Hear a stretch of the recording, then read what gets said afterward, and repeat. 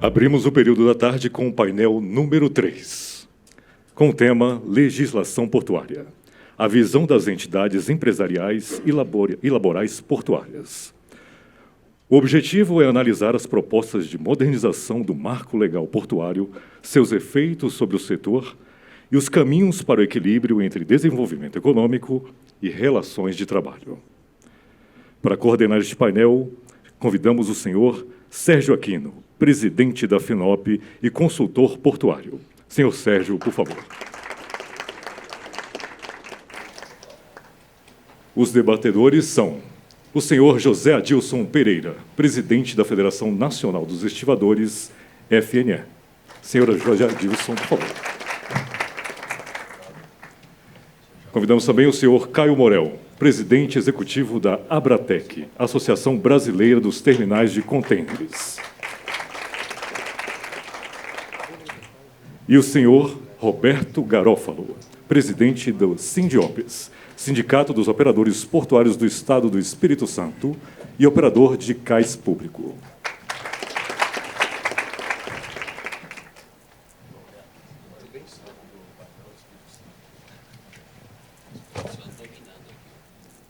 Com a palavra, presidente Sérgio Aquino.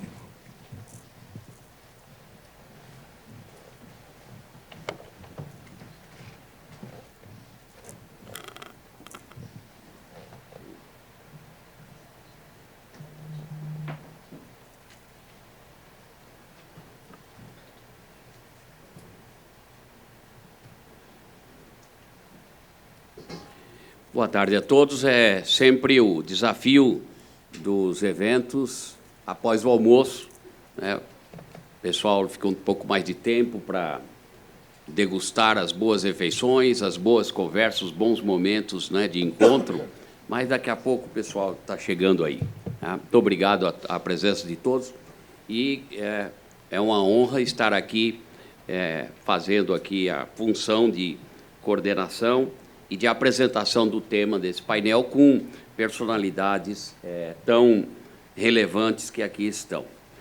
Vou fazer aqui rapidamente alguns destaques para que a gente possa apenas colocar o cenário todo e depois ouvir efetivamente quem deverá se posicionar aqui, que são os especialistas que aqui estão, né? Primeiro, lembrando que a legislação, a alteração da legislação portuária busca tratar dos temas gerais e também de trabalho portuário, né? Trabalho e treinamento. Não está voltado somente para a questão trabalhista. Mas, como esse é um tema relevante, nós vamos fazer um enfoquezinho mais destacado na questão trabalhista. Nunca é demais lembrar que o Brasil tem 2 regimes de exploração portuária, o porto de propriedade pública, o porto de propriedade privada, e há necessidade, como dissemos ontem, de aproximar a legislação desses 2 regimes, que são diferentes, mas precisam estar o mais próximo possível nos enquadramentos legais. E aí, destacando o tema do trabalho portuário, para que a gente possa ter mais avanços e diálogos sobre ele, nós falar rapidamente e apresentar rapidamente os temas. Primeiro, lembrando que a legislação define o que é trabalhador portuário. Não é todo mundo que trabalha em porto que a legislação considera como trabalhador portuário. Então, nós precisamos respeitar o que a legislação diz, que, aliás, é o cumprimento do que a OIT 137 diz. A Convenção 137 diz: o país deve definir quem é trabalhador portuário. E trabalhador portuário estão, pela legislação, são os que exercem essas atividades na movimentação de carga. E, quando a gente fala de contingente, segundo o último levantamento da FENOP, nós estamos falando aí de 98, 99 mil postos de trabalho no sistema portuário brasileiro, dentro daqueles 2 regimes, E desse total aí de 99 mil em números redondos, 19 mil são os trabalhadores avulsos, e que, na verdade, não são exatamente todos eles que estão disponíveis para o trabalho, porque somente cerca de 13 mil trabalhadores estão disponíveis. Essa diferença são trabalhadores ou estão vinculados ou estão afastados do sistema. A característica desses trabalhadores é uma grande parcela de idade avançada e também uma dificuldade aí na questão de escolaridade. Bem, a gente precisa de revisão na legislação, enfocando a questão trabalhista, para buscar melhores práticas mundiais e para atender também a auditoria operacional do Tribunal de Contas da União, que fez uma avaliação e apontou vários temas que precisavam ser revistos.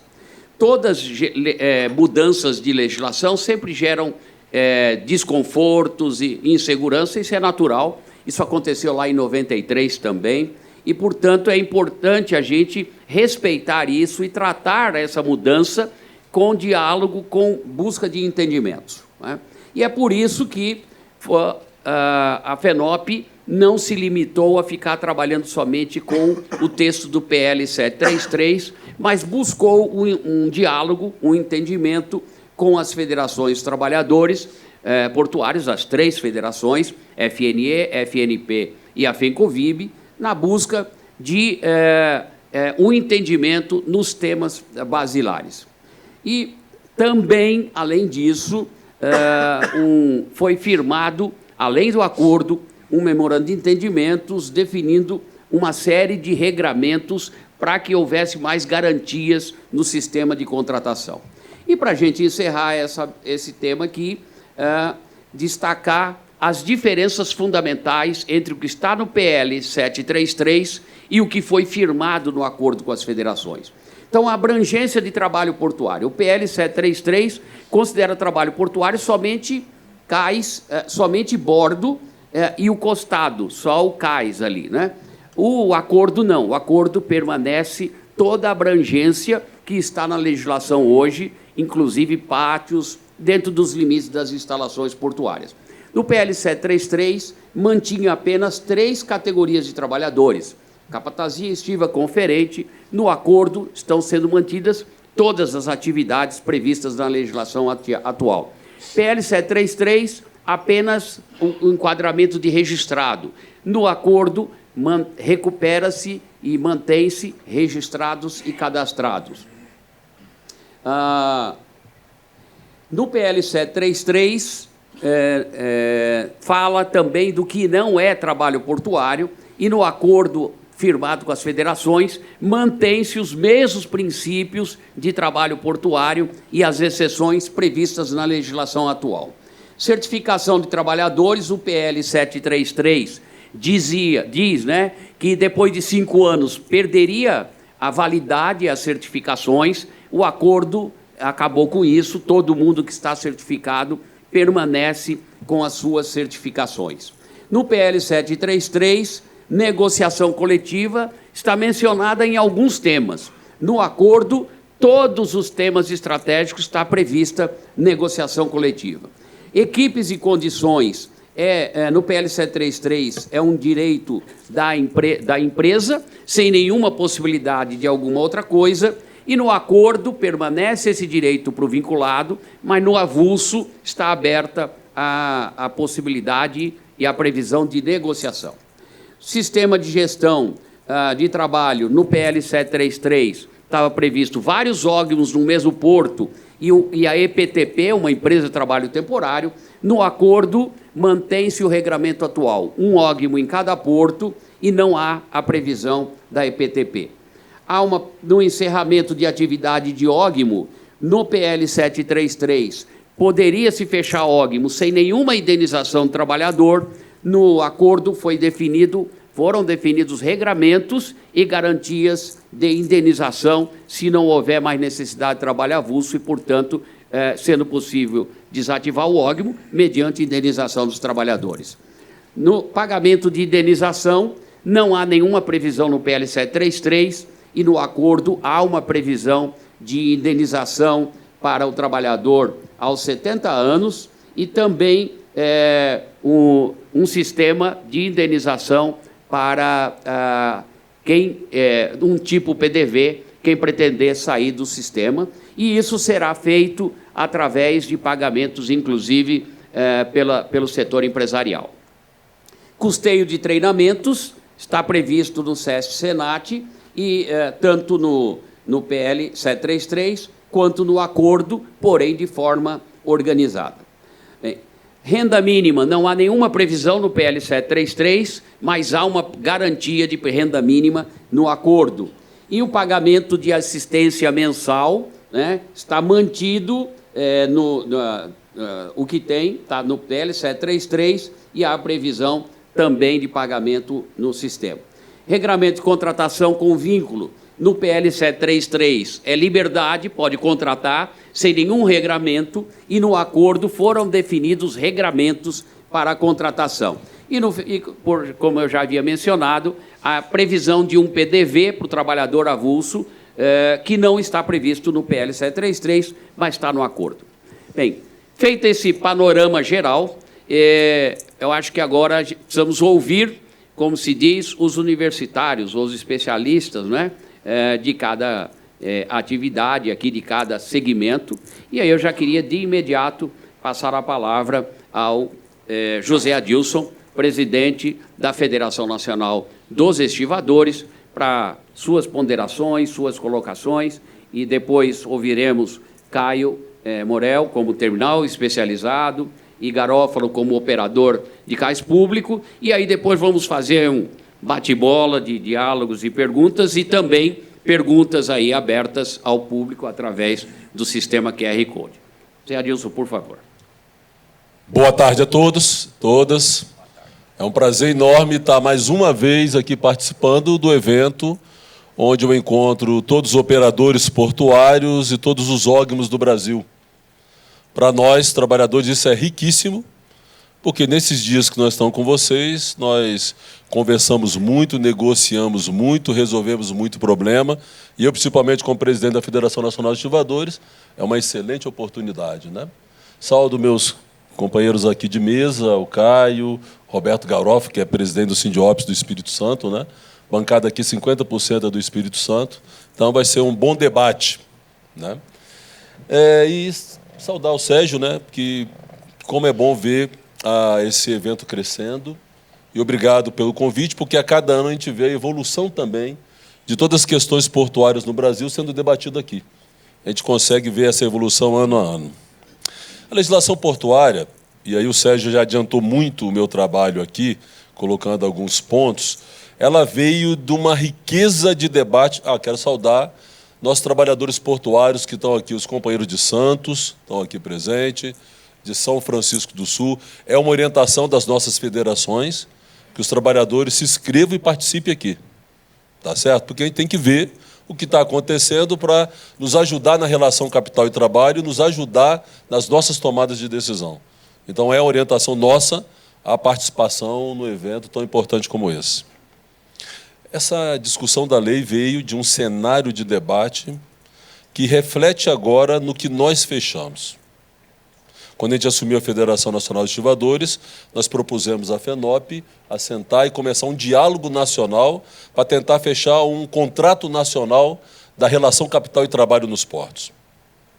Não evoluímos, fomos discutindo, começamos a mesa em determinado ponto, trocamos proposições, colocamos todos os nossos conceitos, mas teve determinado momento que isso parou, e esse ponto foi um ponto fundamental para o que nós estamos construindo agora. A FENOP fez um dissídio coletivo contra nós, que estava tendo no Brasil vários acordos nacionais diretos sem órgão gestor de mão de obra. Teve um resultado, né, que os trabalhadores comemoram muito, que é a ampliação da exclusividade no nosso entendimento. Então, esse também foi um fato muito importante. No rompimento nosso, ação direta de inconstitucionalidade para acabar com a exclusividade dos trabalhadores portuários. Tivemos 5 pareceres favoráveis à constitucionalidade da exclusividade e esse debate está lá no Supremo sendo realizado. Veio, então, a comissão de juristas, que veio fazer uma proposta de mudança na legislação. Aí esse fato junta tudo isso num grande debate. E veio também toda uma ação governamental do governo, do presidente Lula, criando o Ministério de Portos e Aeroportos, criando o Fórum Permanente para discutir as políticas públicas dos trabalhadores portuários. Então, veja bem a riqueza do debate de todo esse trabalho. E aí a gente fala que tudo está no centro do que a gente mais escuta agora, nesse momento de conflito, a exclusividade dos trabalhadores portuários. Que aí o nosso mestre Bussinge, né, o Celso Pio, falou que não tem no mundo. Ficamos na dúvida disso, né? Eu acho que não é bem assim. Talvez seja uma interpretação de como se enxerga isso, né? O trabalhador registrado e cadastrado no mundo, né? Se é exclusivo ou não, mas tem lá um registro profissional. Então, dentro desse contexto, veio o PL 733, do que eu chamo, e brinco com o Sérgio Aquino, do lobby perfeito do setor patronal. Né?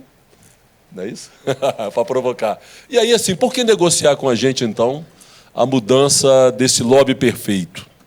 O Sérgio, no que apresentou, já mostrou algumas questões ali. Mas o que fez negociar isso? Uma das provocações que eu fiz nos CONOG no passado, Ogmos, por que estão aplaudindo o 733 se vocês vão morrer? Lembra disso? Aí todo mundo ficou me olhando. Falei, interessante, vocês aplaudem isso ainda? E vão morrer? Que felicidade é essa? Talvez esse seja um fator que fez a negociação. E aí o Sérgio já passou por algumas coisas. E o 733 para os trabalhadores é desastroso. Eu gostaria muito que o discurso do desembargador Celso Pio, né, que é um amigo pessoal, fosse aquela maravilha que ele apresentou aqui de manhã. Quem dera que fosse. É um desastre para os trabalhadores. Desemprega os trabalhadores. Acaba com os trabalhadores portuários. Primeira coisa que faz, que o Sérgio falou que acertamos no acordo. O que é o trabalho portuário. Ele dizima o que é o trabalho portuário. Aonde que é só no navio, na faixa do cais? Ele acaba com diversas categorias, com atividades, deixando só 3. E ainda nas 3 que deixa, a conferência é ao bem-querer do operador portuário. Ele acaba com a exclusividade, acaba com o registro profissional, acaba com o cadastro dos trabalhadores. Ele acaba com a negociação coletiva. Ele fala, nossa, vai dar uma grande oportunidade. Acabar com a negociação, vocês definem absolutamente tudo. E ele extingue o órgão gestor de mão de obra e colocando do lado do órgão uma empresa para fornecer trabalhador portuário. Extingue o órgão gestor de mão de obra. Acaba com o órgão gestor de mão de obra. Enfraquece o órgão gestor de mão de obra. Um desastre. Nenhuma proteção social para os trabalhadores. Nenhuma proteção social. Então, para nós, trabalhadores, o 733 é um desastre. Acaba com a nossa vida, acaba com o nosso trabalho, acaba com tudo que foi construído ao longo do tempo. Mas aí, no fator negociação, um dos eixos daquele que eu falei lá no início, através do Fórum Permanente no governo federal, foi entendido pela reclamação dos trabalhadores, pela reclamação do setor patronal, que caberia a gente ter um diálogo e fechar o acordo que foi apresentado pelo Sérgio Aquino ali, para a gente criar um substitutivo no capítulo trabalho do PL 733. E isso foi feito. E eu vou aproveitar para citar algumas coisas que nós resolvemos, para dizer preocupações que nós temos que ter para frente e como tentar resolver. Qual foi o eixo que a gente conseguiu desvendar a negociação? Nós chegamos para o Sérgio Aquino e colocamos, doutor Sérgio, se os trabalhadores portuários não tiverem tranquilidade neste processo, nós não conseguimos avançar na negociação. E o tranquilidade foi colocada exatamente com discutir esses pontos que nós acabamos de falar e também ter um pacote social para os trabalhadores, de forma que ele consiga concluir a sua jornada de trabalho para que ele está aí dentro do sistema portuário. Botei até um paradigma. José Edilson Pereira vai fazer 60 anos. Então, um gato, né? Parece que tem menos, né? Graças a Deus. Vai fazer 60 anos. Qual o tempo que falta para ele cumprir a sua jornada de trabalhador portuário? Esse é um tempo de transição, porque eu sou um dos trabalhadores mais novos da Lei 8.630. Esse foi um paradigma de coisa. Se a gente conseguir fazer isto, numa transição positiva, chegamos à conclusão. Sendo assim, como o Sérgio apresentou, resolvemos o que é o trabalho portuário, que foi desfigurado no PL 733. Retomamos e definimos muito bem o que é o trabalho portuário. Conseguimos resolver as atividades portuárias, que aí já começo a fazer um comentário. Nós, trabalhadores portuários, temos que trabalhar para unir essas atividades. Em vários portos do Brasil já tem atividades que foram unificadas, como consertador com a estiva, como consertador vigia com a estiva, como bloco com a estiva. Nós temos que fazer a união disso. Não temos que esperar uma legislação vir fazer isso. Nós, trabalhadores, temos que fazer isso. Agora, mantivemos por quê? Porque nós não aceitamos da forma que foi feito no PL 733. Nós queremos fazer isso. Cada vez caminhar para um único trabalhador portuário. Essa é uma visão que nós temos. A negociação coletiva. Retomamos a negociação coletiva de trabalho. Mas temos um problema nessa negociação. Porque se não chegarmos ao entendimento, o OGMO define as regras. Botamos algumas questões para ter equilíbrio. Não pode ter redução salarial. Mas é um problema para nós trabalhadores quando olhamos isso. E junto à negociação, não só as relações de trabalho, as questões de organização da gestão como sistema de rodízio. O OGMO define. Isso é um problema. Nós vamos aumentar o conflito ou diminuir o conflito da negociação coletiva que existe hoje? Essa é uma pergunta que nós temos que trabalhar e trabalhar muito bem isso. A organização da gestão da mão de obra. Não só no acordo, como temos no Fórum Permanente para discutir políticas públicas dos trabalhadores, uma definição de orientação da organização da gestão da mão de obra, que tem que ser cumprida isso aí. Então, isso para nós foi muito positivo. Mas saiu o OGMO muito fortalecido disso. Nós vamos perder uma coisa que eu acho que é uma proteção do órgão gestor de mão de obras, e defendemos essa tese perante o Sérgio Aquino. Conselho de Supervisão e comissão paritária. Não funciona em alguns portos, mas em alguns portos funcionam muito bem. Quando tirar isso, quem é que vai entrar na justiça para proteger o trabalhador portuário? Nós mesmos vamos ter que fazer isso se essas coisas não forem bem aplicadas e corretas. Não vai ser aqueles advogados urubus que ficam fazendo ação judicial ao longo, no paralelo do OGMO, como se fosse em porta de cadeia, oferecendo 1001 ação judicial contra os OGMOs. Vai ser um conflito nosso direto. E a gente coloca isso de forma muito clara. A regulamentação do vínculo empregatício. Então, nós pegamos os vários itens que hoje não têm essa regulamentação e que, normalmente, vocês, setor patronal, aproveitam para romper a exclusividade. E ela está sendo rompida, mesmo não tendo ela na lei, e tem alguns equívocos. Por isso que é bom conversar aqui. Ontem, conversando com um determinado terminal, ele falou, não, eu contratei. Lá, eu contrato todo mundo. Mas quem que você contratou? 240 trabalhadores cadastrados. Está rompida a exclusividade. Porque é registrado que tem que ser exclusivo. Teria que ser contratar. Mas ótimo, ele está no sistema. Sim, ótimo, mas rompeu a exclusividade.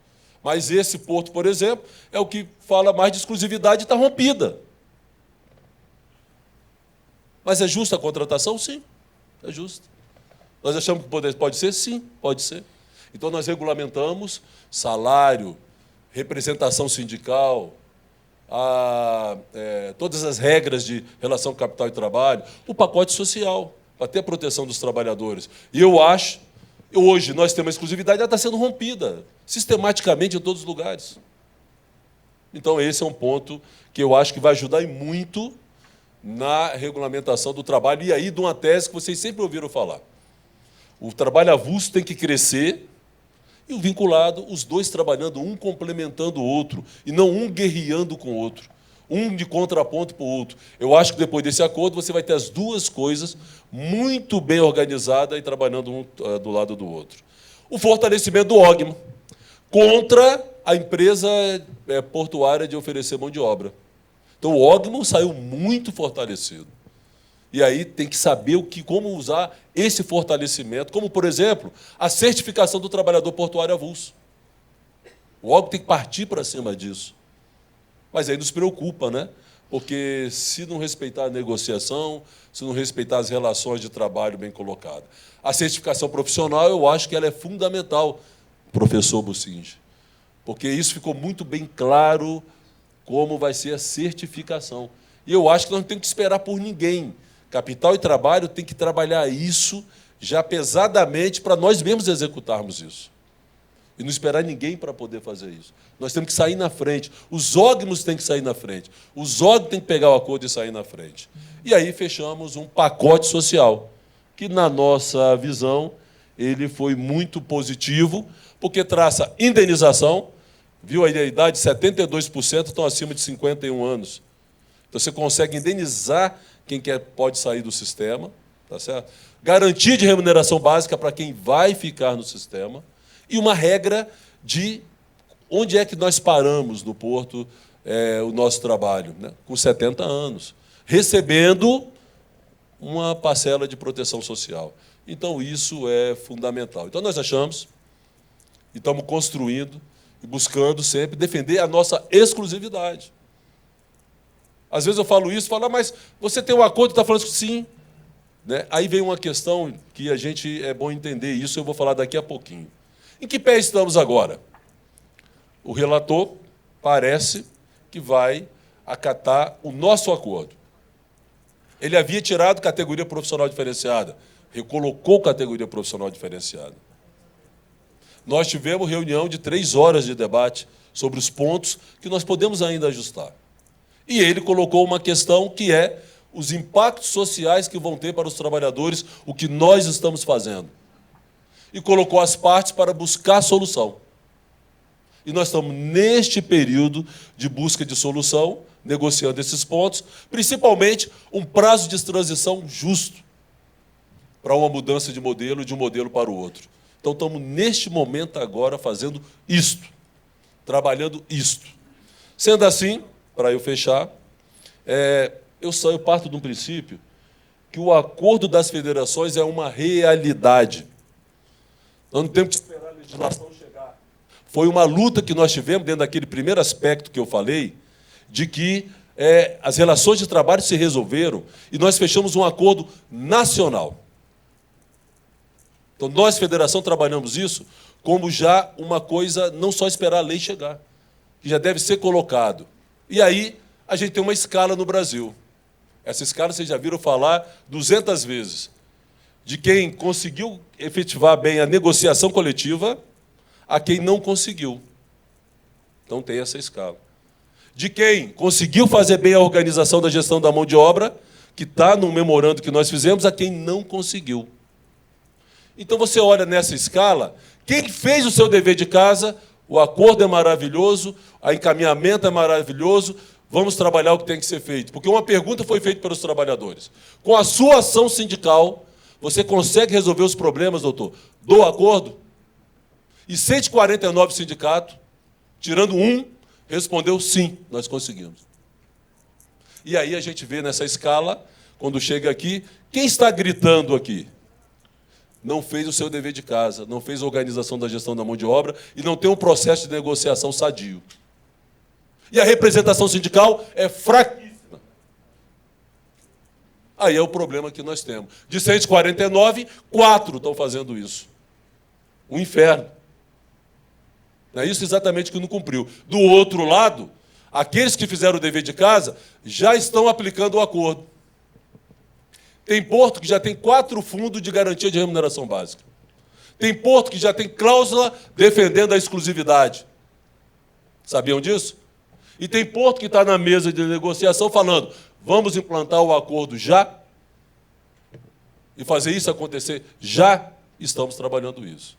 Então, minha gente, estamos nesse cenário, temos que trabalhar todas essas questões, e aí temos essa escala de trabalho que é normal para um país tão grande como o nosso, com a peculiaridade que tem, mas concretizando a legislação, mas nós não estamos esperando ela concretizar, já estamos trabalhando em cima do nosso acordo nacional, nós vamos ter sucesso dessa mudança e nessa transformação portuária, buscando sempre a proteção dos nossos trabalhadores portuários, no seu emprego e renda e no seu pacote social. Muito obrigado. Obrigado, Zé Adilson. como o Zé comentou, o Espírito Santo está aqui de maneira muito forte, né? E demonstrando, não houve essa intenção, né?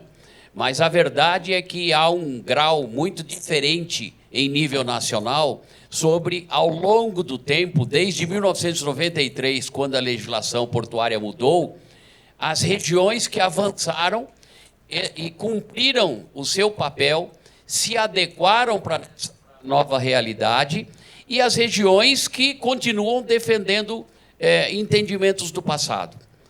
A gente não pode desmerecer ou achar que não tem importância, né? Quando você pega uma região como Espírito Santo e alguns outros estados, que a escala eletrônica era uma realidade há muito tempo, há muitos anos. Quantos? 15 anos atrás, quando começou no Brasil. 15 anos atrás, escala eletrônica, né? E você vai para Santos, só se conseguiu implantar a escala eletrônica da plenitude com a lei da pandemia. Como é que você acha que... Quem é que pensa de maneira madura a evolução? É quem implantou a escala eletrônica há muitos anos atrás, ou quem é que só permitiu que a escala eletrônica fosse implantada porque não tinha mais saída, porque a lei implantou na pandemia? Essas duas realidades e duas mentalidades diferentes que estão postas aí. Felizmente, a realidade da maturidade, do avanço, da modernidade, como é dito aqui do Espírito Santo e de outros estados que a gente sabe, é a que tem hoje a grande maioria do país, felizmente, e é por isso que a gente conseguiu esse diálogo. E aí, antes, então, já aproveitando esse gancho, para depois a gente passar para a visão dos terminais especializados, queria aproveitar, então, e passar a palavra para o Garófalo, operador de cais público também no Espírito Santo, para que ele também possa dar a visão empresarial lá da região sobre a alteração legal e também sobre a questão de operação pública e terminais, como nós falamos ontem, as duas metodologias de TUP, Porto Público, operação em terminal e operação público, que a gente possa como conviver com isso, e a visão, então, do operador portuário, que atua predominantemente na operação de cais públicos. Pois não, Garófalo? Obrigado, Sérgio. Bom, boa tarde a todos. Em nome do Sérgio, gostaria de saudar todos aqui presentes. Eu costumo falar que sempre é muito difícil pegar uma fala depois de Sérgio e depois de José Adilson, que realmente entendem muito do assunto e, principalmente, na questão da 733, eles estão debruçados diariamente sobre isso. Até repetindo um pouco o que foi falado, realmente, quando veio o texto da 733, ele desagradou tanto o setor patronal quanto o setor laboral, e a gente ficou muito preocupado. E aí, então, surgiu a necessidade de se sentar, de se ir à mesa, e saiu o texto, então, que está sendo proposto para o setor portuário, né, o setor trabalhista portuário.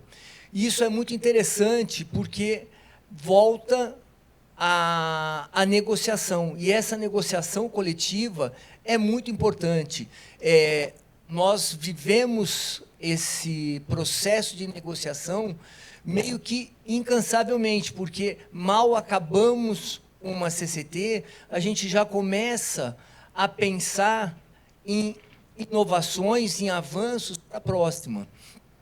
É claro que, após o texto, a gente vai ter um dever de casa, né? Sendo aprovado isso, a gente vai ter um dever de casa, que é mudar um pouquinho o foco da nossa negociação, até porque, nesta negociação de agora, nós já estamos vislumbrando a implementação de vários avanços que o acordo está trazendo. Um ponto que eu tenho conversado muito com o próprio José Adilson, e que eu não concordei no primeiro momento, quando o projeto de lei falava em trabalho portuário ser no navio ou na faixa do cais, nós também vamos, e depois o acordo coloca, então, todo o tipo de acordo, então ele define quem é o trabalhador portuário, e aí ele fala em trabalho de pátio, trabalho de costado, só que tem um ponto que nós vamos ter que progredir bastante, que é o ponto de o que é efetivamente o trabalho portuário. Não creio que o trabalho portuário seja definido pelo local, mas sim por sua natureza.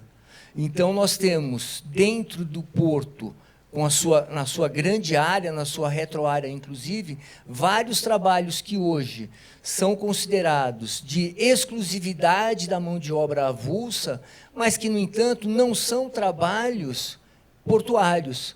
E eu costumo fazer uma comparação bem simples. Aquele trabalho que eu dependa de um navio, seja para levar a carga para o navio, seja para tirar a carga do navio, ainda que eu a transporte para um pátio, sim, eu vou considerá-lo portuário, porque eu não consigo fazer isso em outro local. Agora, o manuseio da carga de um pátio para o outro dentro do porto, não é por ele estar dentro do porto que ele vai ser considerado um trabalho portuário, porque se essa carga tivesse sido levada para fora do porto, eu poderia manuseá-la tranquilamente, que eu não teria problema, eu não a caracterizaria como um trabalho portuário. Então, esse aí é um dos pontos que eu acho que que é bastante relevante. Um outro ponto que o acordo traz é a possibilidade de renovação dos quadros. E aí, sim, com o lado social, a garantia para quem se desligar do sistema, mas a gente tem que ter, efetivamente, pelo avançar da idade dos trabalhadores portuários, nós temos que ter mecanismos mais ágeis de contratação, não de contratação, mas de trazer pessoas para o sistema, de seleção. E isso aí eu vejo que um grande impacto que nós temos hoje, e salvo engano, não é abordado isso nem no acordo, nem era esse sistema que nós usamos de meio que uma seleção pública dificulta bastante, porque ele engessa e faz perder muito tempo para que você consiga, tendo a necessidade de integrar alguém, até você conseguir pegar essa pessoa e treinar, você levou aí 4, 5 meses. Então, o atendimento não é imediato. Isso aí, a gente está discutindo, e lá no Espírito Santo, estamos buscando, junto ao Ministério Público, alguma fórmula de tentar fazer com que isso seja mais ágil. Talvez até trazendo uma mescla de o que nós fazemos em empresas privadas com a associação dessas pessoas, com a busca de profissionais para atuarem no setor portuário. Um outro ponto que a gente tem uma preocupação muito grande, só uma parte, só para falar uma coisa que o Sérgio tinha questionado, que é a comparação entre os trabalhos no porto público e o trabalho em terminais privados. Isso aí a gente tem, sim, uma preocupação muito grande, porque entendemos que, ainda que no Espírito Santo vários terminais privados usem a mão de obra avulsa, mas eles o fazem por uma prerrogativa. Eles fazem porque eles entendem ser, ou por uma política de não quererem um enfrentamento com os sindicatos, ou porque a conta deles não fecha em várias atividades, então eles ainda optam pela contratação de mão de obra avulsa. E por serem terminais, eles ainda têm condição, com um trabalho mais perene, eles ainda têm condição de trazer melhores acordos para a mesa do que os operadores de cais público, que trabalham, ainda que com contrato, muitas vezes numa atividade spot. Então, nós temos, assim, há uma preocupação dentro dos associados de uma assimetria concorrencial. Primeiro, interna, né, com trabalhadores, com operadores de porto público, com operadores de terminais privados disputando a mesma carga. Como o operador de cais público ele é obrigado a trabalhar com o TPA, isso encarece um pouco o valor dele. Então, essa aí acho que é a principal grande preocupação dos operadores de cais público em relação aos terminais privados. E, de uma forma geral, agora, voltando já, então, para os acordos, e ali a gente consegue fazer, então, dissipar um pouco dessa assimetria, também trazendo os sindicatos para a mesa, principalmente os operadores que têm um fluxo maior, né, de carga, nós conseguimos dissipar essa assimetria.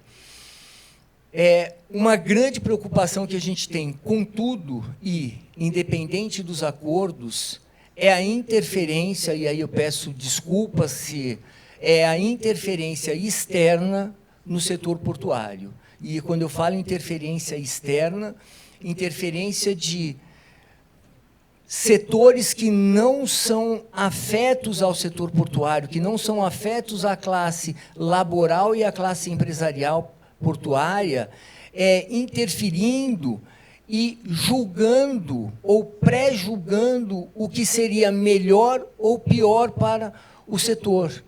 Eu até estava comentando com o representante do Ministério Público há pouco que isso me assusta um pouco em alguns casos onde são feitos acordos. Eu entendo, sim, a justificativa e a razão do Ministério Público intervir, mas são feitos acordos, os trabalhadores se beneficiam muitas vezes desses acordos e o próprio trabalhador que se beneficiou vai a juízo reclamar um prejuízo ou uma eventual indenização. E, nesse ponto, me preocupa muito o próprio acordo e me preocupa muito a própria nova legislação, me preocupa todo o trabalho que nós desenvolvemos, porque, infelizmente, nós temos vários advogados que vivem de lançar teses malucas. Eu posso falar de advogado, porque também sou advogado, então me sinto no direito de falar. O advogado vai, lança uma tese maluca, como nós temos várias teses, então não vou nem chamar de maluca, mas uma tese controvertida, e aqui ele acaba encontrando respaldo em Ministério Público e no Judiciário, que, felizmente, agora começa a abrir os olhos para o setor portuário, mas, via de regra, eles encontram amparo, e isso compromete muito a segurança jurídica nossa, a segurança do empresário em investir, e compromete a própria segurança e o emprego do trabalhador, porque à medida em que tudo aquilo que nós fizermos vai ser objeto de questionamento e, eventualmente, vai ser objeto de alguma sanção para os órgãos ou para os operadores, cresce, então, uma pressão pelo fim de uma exclusividade, cresce a pressão pela vinculação, porque o judiciário ele encara de uma maneira diferente o trabalho vinculado e o trabalhador portuário avulso. Tá? Então, eu acredito que essas seriam as considerações iniciais, e obrigado a todos. Obrigado, amigo Garófalo. Passando, então, agora para o nosso amigo Caio, presidente da Abratec, Associação Brasileira de Terminais de Containers. Caio, queria pedir a você que desse, além da questão do trabalho, mas também outros enfoques que a Abratec entende como importantes, né, na necessidade de alteração legal. Por favor. Muito obrigado, Sérgio. Saudando aqui nossos companheiros aqui, José Atilson, Roberto Galófalo e todos aqui que nos acompanham. Sim, Sérgio, a gente tem assim uma visão sobre a necessidade da reforma da Lei 12.815, porque, no nosso entender, né, no setor de segmento de terminais de containers, a 12.815 tem dois problemas muito graves. O primeiro deles foi a centralização das decisões do setor portuário para, vamos dizer, a União. Essas decisões eram tomadas localmente, né? Desde da Lei 8.630.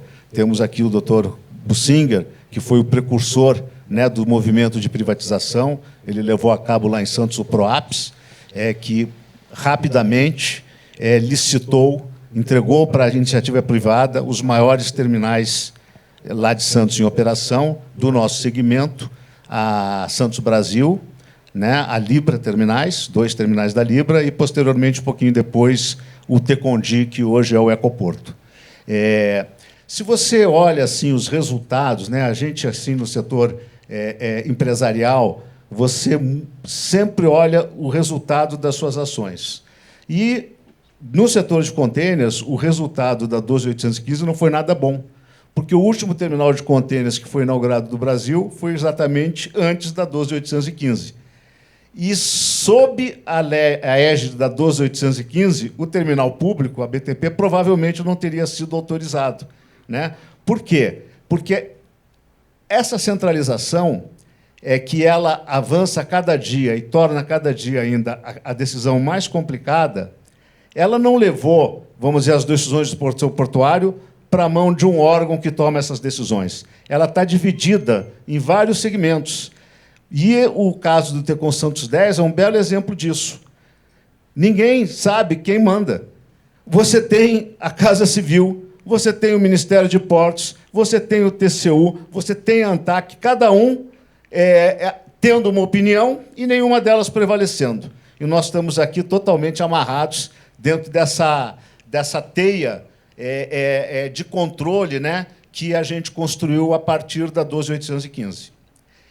Então, a gente acredita, né, não vai ser uma solução, porque o Brasil é um país bastante complicado, e mesmo a descentralização ela tem que vir acompanhada de, vamos dizer, de instrumentos de gestão.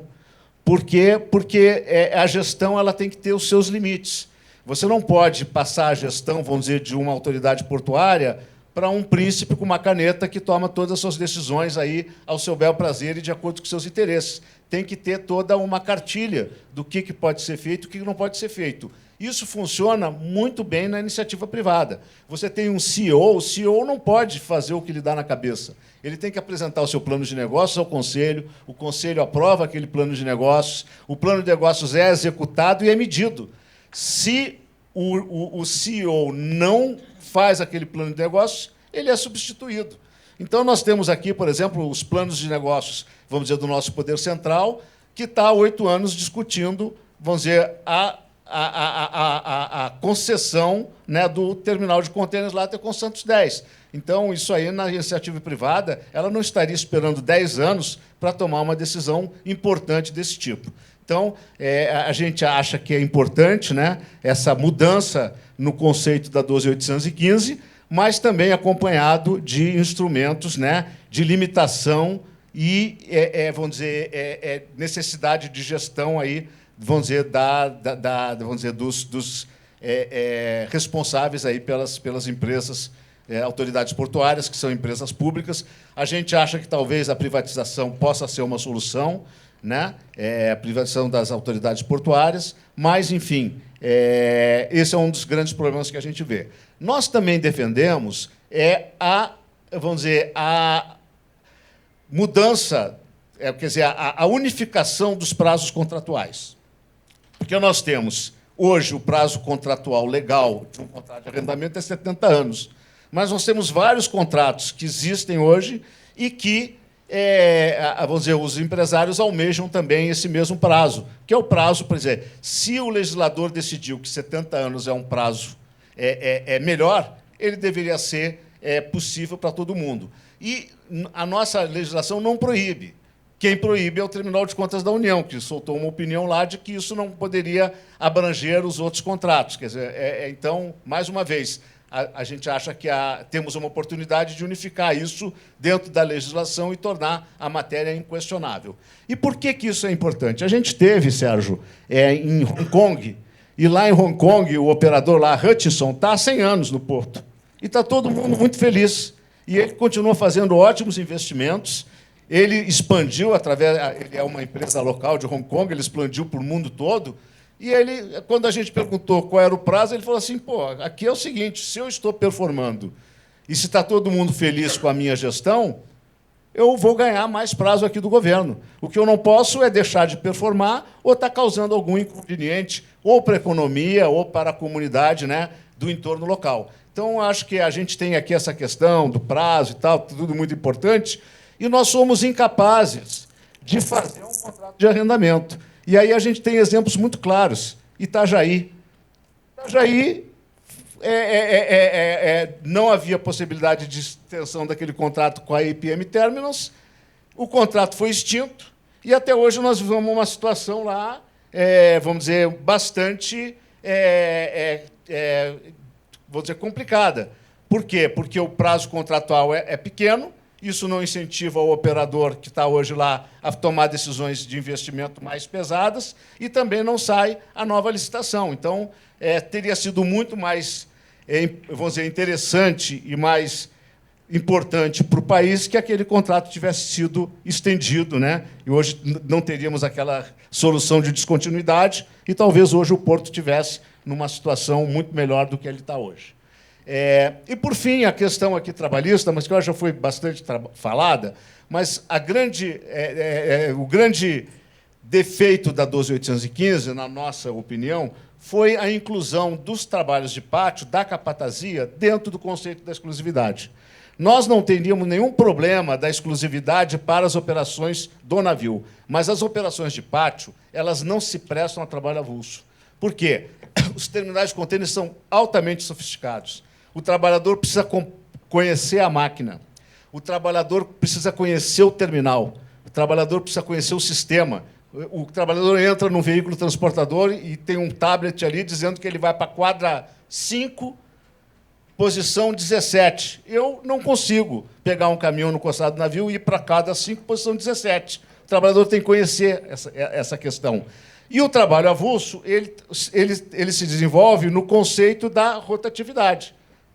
Né? Você tem que dar oportunidade para todo mundo. Então, tipicamente, o trabalhador ele vai um dia num terminal, outro dia ele vai para outro terminal, outro dia ele vai para outro terminal, outro tipo de atividade, né? O sistema de rodízio. Então, ele não conversa com as necessidades do trabalho de pátio dos terminais de contêineres. Então, a situação óbvia é o trabalho a vínculo empregatício, a vinculação. Inclusive, até a bordo, né, nos maiores portos do Brasil, esse trabalho já é vinculado, feito aí de acordo com o trabalho anterior à vigência da 12.815. Bom, Sérgio, eu acho que é mais ou menos esses os conceitos aqui que a gente queria trazer. A reforma vai ser muito bem-vinda e espero aí que o Congresso tome as ações necessárias para que esse trabalho não seja perdido e que tenha continuidade. Obrigado, Caio. Bem, nós tivemos, então, aqui enfoques e visões, né, de três enfoques diferenciados, 3 realidades de atuações diferenciadas. A questão central destacada da exclusividade, que efetivamente precisa ter soluções para qualquer tipo de trabalho no sistema portuário, tanto bordo quanto terra, para que haja um equilíbrio no sistema, né, tanto de quem está dentro do porto quanto está fora do porto, para que você possa reduzir esta assimetria na questão trabalhista, né, que é fundamental. Como já dissemos ontem, ninguém imagina que as legislações serão exatamente as mesmas para quem está operando dentro de porto de propriedade pública e para o porto de propriedade privada. Porém, nós precisamos que as assimetrias sejam reduzidas, porque isso dará mais equilíbrio, mais competitividade e mais atratividade. E também, né, como o Caio falou, a necessidade da recuperação da descentralização. Foi muito feliz quando lembrou, né, está aqui o Bussinger, que criou o modelo de licitações e de arrendamentos, né, portuários pelo PROAPES, o Programa de Parcerias, e depois ele lembra lá de parceria entre a iniciativa privada, e que permitiu que os arrendamentos tivessem uma grande celeridade. Infelizmente, eu sempre digo isso, no Brasil nós temos o hábito de criar sistemas, quando as coisas começam a funcionar, que dá tudo certo, a gente fica incomodado e nós criamos coisas para atrapalhar aquilo que estava funcionando, e aí depois, quando está tudo travado, aí aparece o pessoal dizendo que precisa mudar tudo porque está tudo errado, e aí resolve fazer o que se fazia antes, né? Então, quando algum tempo atrás eu ouvi gente falando, olha que sucesso, nós estamos fazendo leilão público na Bolsa de Valores de São Paulo para fazer leilão de terminal. Eu falei assim, olha, acho que você não sabia, não, que isso foi feito no Porto de Santos, lá atrás, né, com o terminal de containers, com uma disputa acirradíssima para leiloar na Bolsa de Valores de São Paulo. Então, só que isso foi perdido e abandonado. E o grande objetivo da nova lei, que se busca a revisão da legislação, é corrigir as distorções de todo o sistema. E o trabalho portuário é um capítulo importante, mas não é só o foco da alteração legal que se pretende fazer. Nós temos ainda alguns minutinhos. Eu pergunto ao nosso mestre de cerimônias, recebemos alguma pergunta pelo sistema? Verifiquei agora com a equipe e, até o momento, não temos nenhuma pergunta. Bem, se não temos perguntas, eu vou passar agora, então, para as considerações finais, e aí, começando com meu amigo Garofalo, lá na ponta, considerações finais e agradecimentos. Muito obrigado.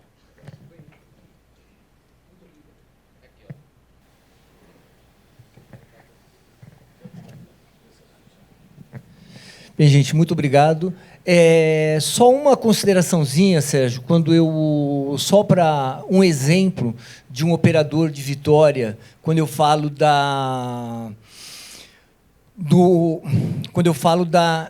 interferência de poderes alheios, né, ao setor portuário.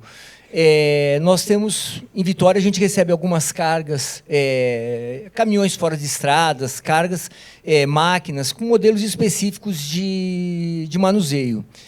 E, por essa rotatividade que o Caio falou, o trabalhador portuário nem sempre conhece todas as máquinas, todos os tipos de equipamentos que chegam para serem embarcados em pranchas para saírem do porto.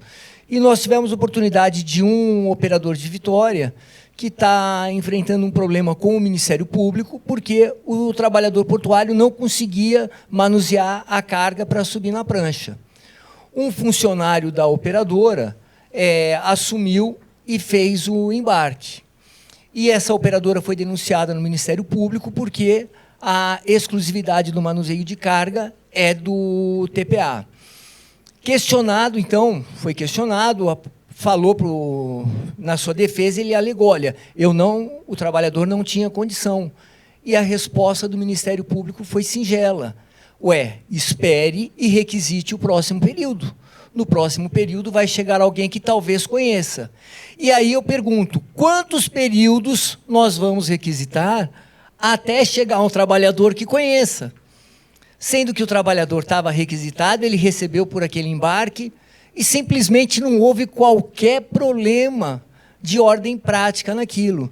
Então, a necessidade desse bom senso é isso que eu me referia quando eu falava da interferência de atores externos aos atores portuários.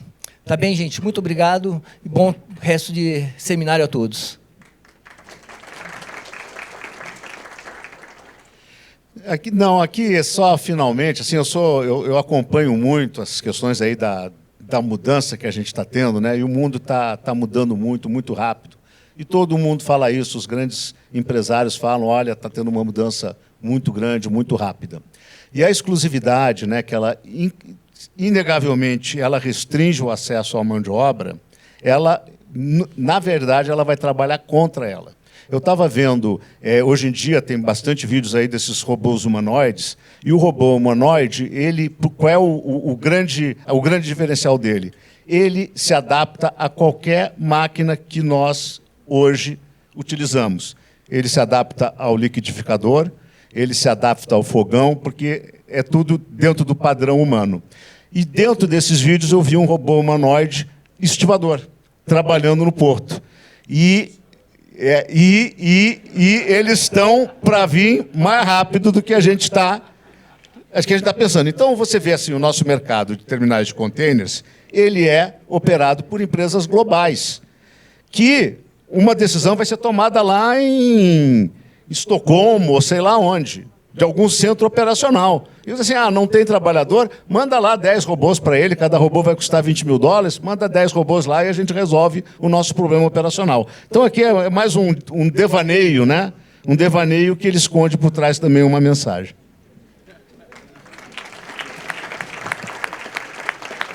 Zé Adilson, por favor, depois da sua estar benzido aí, pode aqui.